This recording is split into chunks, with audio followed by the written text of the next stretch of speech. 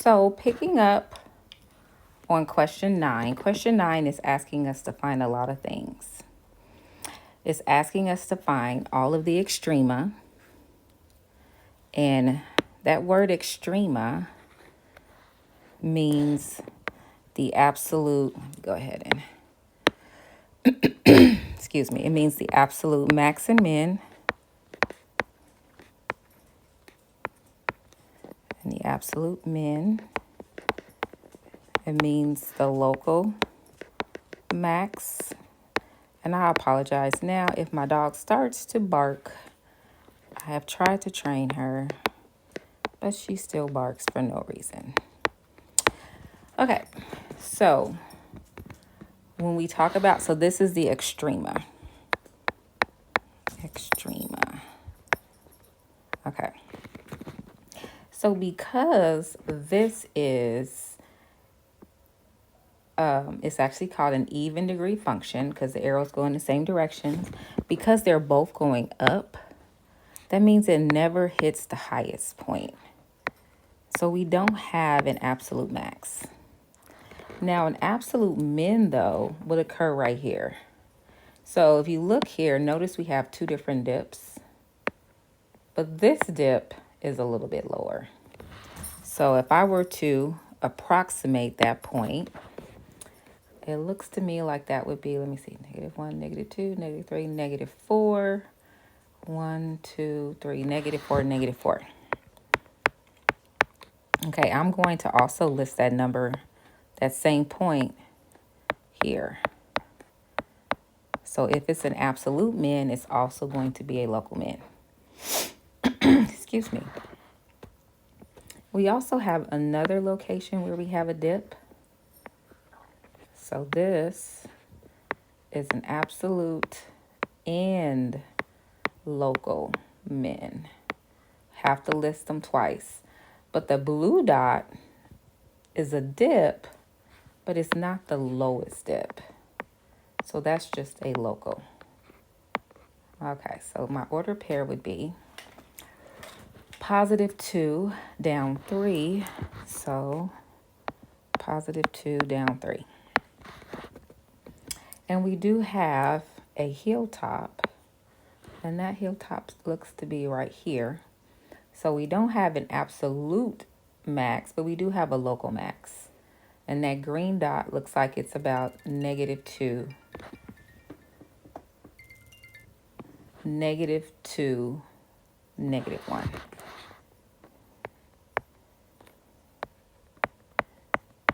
Okay, so that takes care of this part, extrema. Now let's talk about domain.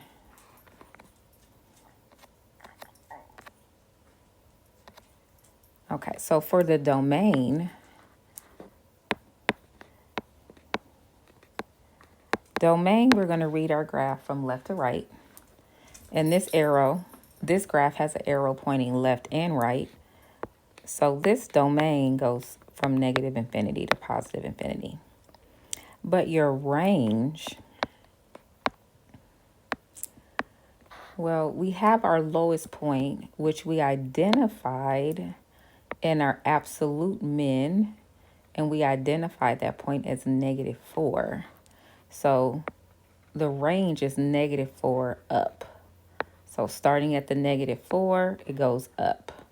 So my range is bracket -4 to infinity. All right, so now let's talk about decreasing and increasing. So we have increasing, and then we also have decreasing. So we are actually asking, there's a lot of parts to this question. When you read a graph for your increasing and decreasing, number one, remember I'm talking about the x values. Your domain. We're not looking at the y values.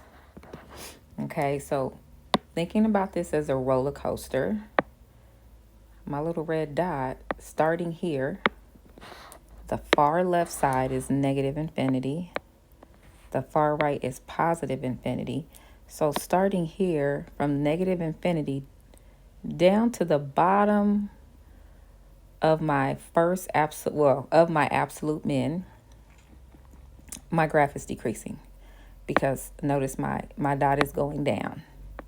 So I would say that is decreasing from negative infinity until we get to -4. So I'm going to trace that part. This part of the graph is going down. And then it starts to go up, but it doesn't go up long. It goes up from the absolute min to the local max.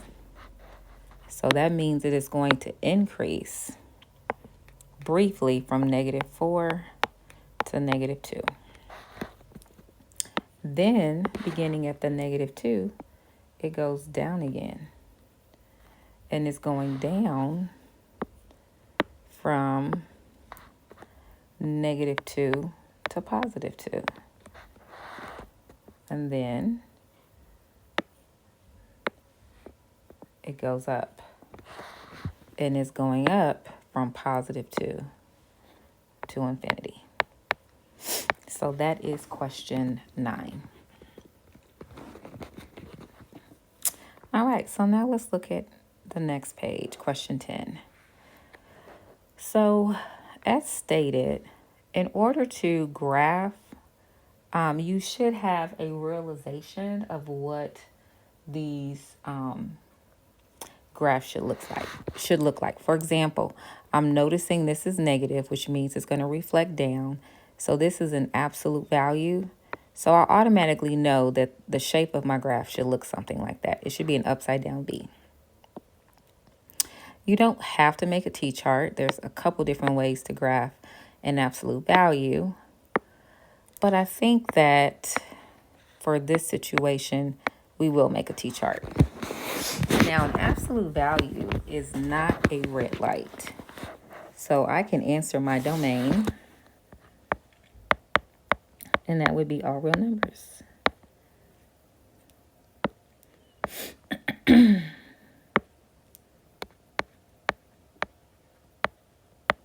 Okay, which means I can use any number. I don't have any restriction. So when I'm looking here, I'm noticing this is my H, and this is K. We always flip the sign for H. So the middle is going to be +2, -5. And from there, I'm just going to pick 2 numbers to the left and 2 numbers to the right. The good thing about an absolute value is that you have repeating Y values. So it's pretty easy to determine if we're on the right track. These numbers should be the same. And these numbers should be the same. So I'm going to do a few of these off to the side. So I have -3 times the absolute value. And let's start off with 0. So it's times the absolute value of 0 minus 2 and then -5. This is -2. And the absolute value of -2 is +2.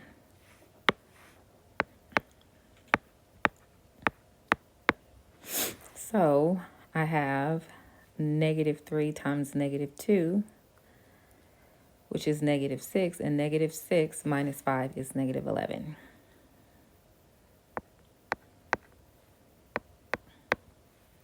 And then I'm going to go ahead and do the same thing. Now, the one thing I know about this, because absolute values are linear functions that are reflected, I know that I'm going to be counting by A. So I automatically know this is -8. But if you don't know the pattern, we can just go ahead and work through it together. So let's do the same thing, and this time let's use 1. So we have -3 times the absolute value of 0 minus 1 minus 5. Negative 3 times the absolute value of negative 1. The absolute value of negative 1 is just 1. So that would be a negative 8. All right, so let's go ahead and graph it. Excuse me, sorry about that. So unfortunately, my graph is not quite big enough, so I won't be able to fully fit these 5 points, but I will fit the ones that I can. So positive 1 down to negative 8, positive 2 down negative 5 here. And so it's going to look something like this, because my graph does not extend past negative 10, so I can't fit that negative 11. So now looking at that graph, excuse me, looking at that graph, my range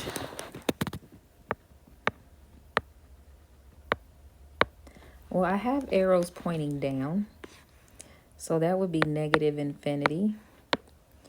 And then the highest y value is right here, which is negative 5.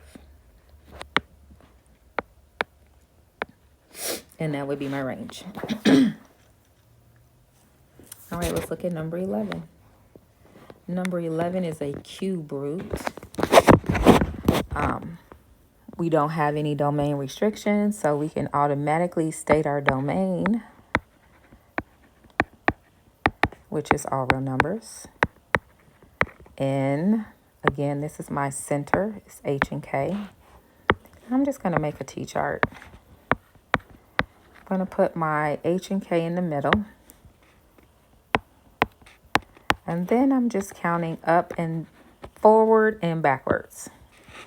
So negative 3, negative 2, negative 5, and negative 6. Now, this is a cubic, so we don't have any repeats. So we will actually have to do all 4 of these points. Absolute value have repeating y values, and parabolas have repeating y values, but not cubics and not linears and not square roots. So I'm going to go ahead and let's get started. So this is what my function is, and I'm not using a calculator, so you have to bear with me a little bit. So we'll start off with the negative 2. Okay. This is 2. 2 to the power of 3 is 8, and 8 minus 1 is 7. So that would be my first point. Now let's repeat with the negative 3. Inside of the parentheses, I get 1. 1 to the power of 3 is 1. 1 minus 1 is 0. Let's hit our next one. Negative 5. Negative 5 plus 4 is negative 1. Negative 1 to the power of 3 is negative 1. Negative 1 minus 1 is negative 2. That would go here. And then our last one, and we could keep going, but 5 points is generally enough, the most you'll need. And then for my last one here, negative 6 plus 4 is a negative 2. Negative 2 to the power of 3 would be a negative 8. Negative 8 minus 1 is negative 9. Okay, so we're ready to graph it. So this is going to kind of look like a, it's going to look like a straight line with a bend in it. Okay, so we got negative, then we got negative 3, 0, then now we go down 1, down here, and then negative all the way down here. All right, so what we have is it's kind of coming down, hitting these 3 points, and going down. So we have a domain and a range of all real numbers, because if we look at our y values, we have positive and negative. Or we can also look at our graph. We have an arrow pointing down and we have an arrow pointing up. So that means that our range is also going to be all real numbers. Okay, so now let's look at number 12. We have a domain restriction. It's a square root. X minus 3 has to be greater than or equal to 0, which means x has to be greater than or equal to 3. So the numbers that I put here have to be 3 or higher. We can't use 2. We can't use 0. We have to start at 3 and count up. So my domain, bracket 3 to infinity. You can use any values you want for x. I'm going to try to get numbers that I know will give me a perfect square. So for example, I know that 3 minus 3 is 0 and 0 is a perfect square. I know 4 minus 3 is 1 and 1 is a perfect square. So the next value I'm going to use is 7 because I know that 7 minus 3 is 4 and 4 is a perfect square. That's my thinking. You do not have to do it that way. Okay, so we have 3 minus 3, which is 0. The square root of 0 is 0. And 0 plus 4 is 4. And then I'm going to have 4 minus 3 is 1. The square root of 1 is 1. And 1 plus 4 is 5. And I have the square root of, 7 minus 3 is 4. The square root of 4 is 2. And 2 plus 4 is 6. So I'm going to graph this. And keep in mind that square roots, okay, I'm clearly struggling graphing in my dark living room. I should probably turn on the light. 4, 5, and then 7, 6. Okay. So it's going to go this direction. So that would be my domain. And my range, starting here, the y values are 4 and they're going up. So it would be 4 to infinity. Okay. So let us look at number 13.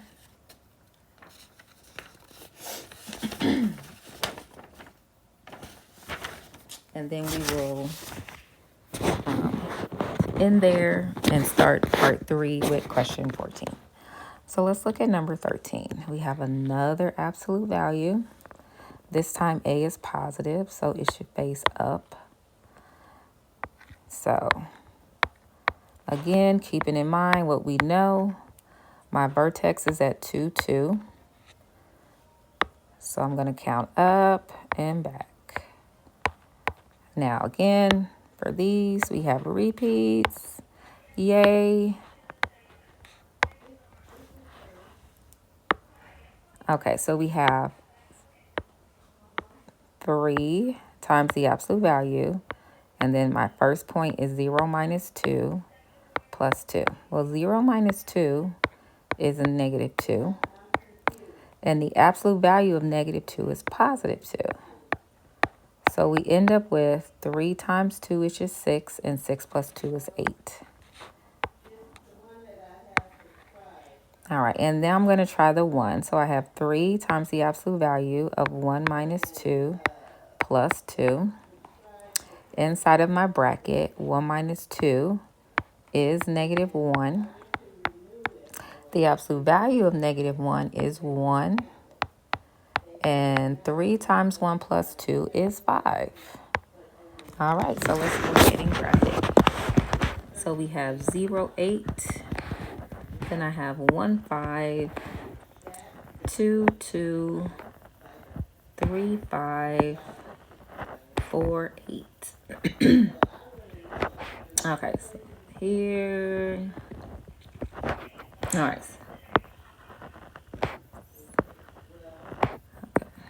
All right.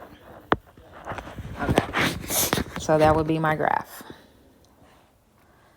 Again, absolute value is not a domain restriction. We can take the absolute value of any number.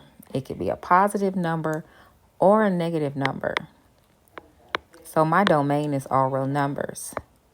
My range,